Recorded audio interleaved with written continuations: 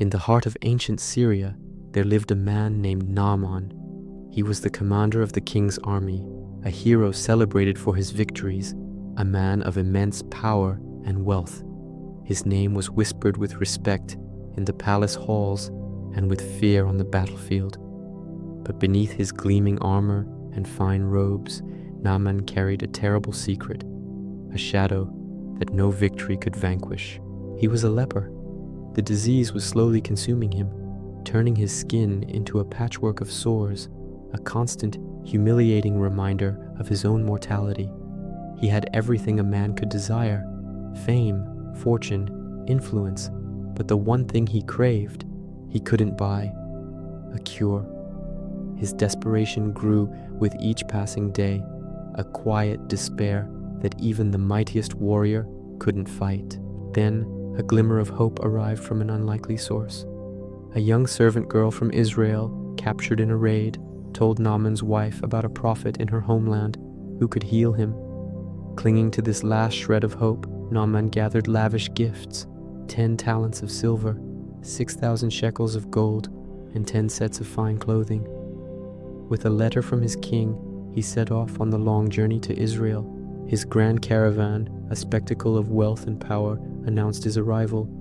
But when he finally stood before the prophet Elisha's humble home, he was met not with the grand ceremony he expected, but with a simple message delivered by a servant.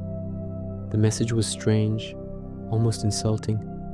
"Go, wash yourself 7 times in the Jordan River, and your flesh will be restored, and you will be cleansed."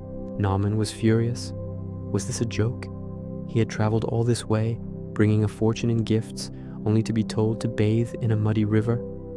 Are not the rivers of Damascus, the Abana, and the Pharpar better than all the waters of Israel? He roared. Couldn't I wash in them and be cleansed? His pride was wounded. He felt disrespected, foolish.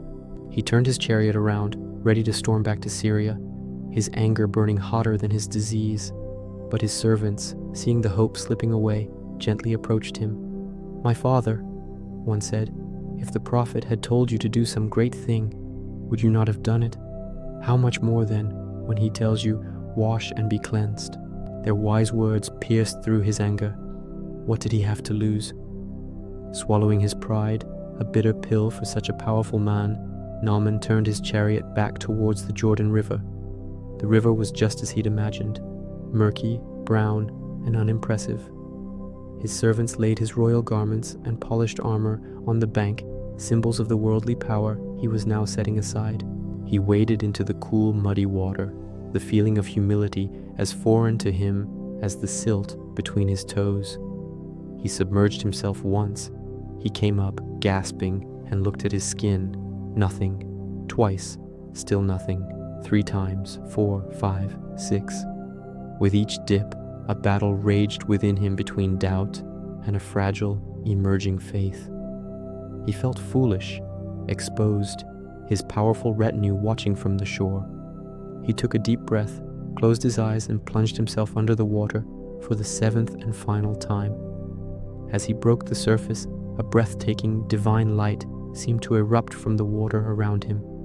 It enveloped him, warm and pure. And as the light faded, he looked down at his hands, his arms. The sores were gone. The rough, discolored patches had vanished. His skin was smooth, clear, and healthy, like that of a young child. On the riverbank, his servants stared, their faces a mixture of shock and utter awe.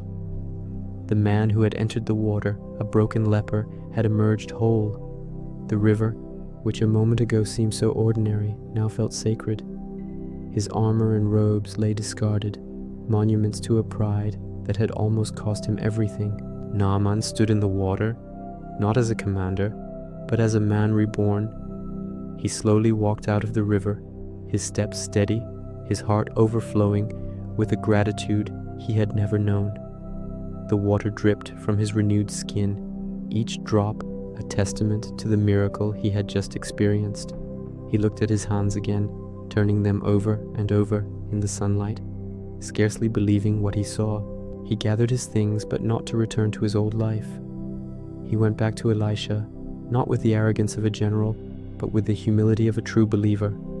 He offered his treasures, but the prophet refused them. The miracle was not for sale. Naaman, the great Syrian commander, stood healed, not just in his body, but in his spirit. His clean skin was a powerful symbol, a visible sign of an invisible truth, that true healing and true strength are found not in power or pride, but in humility, faith, and simple obedience. His journey had ended, but his new life had just begun. Thanks for watching.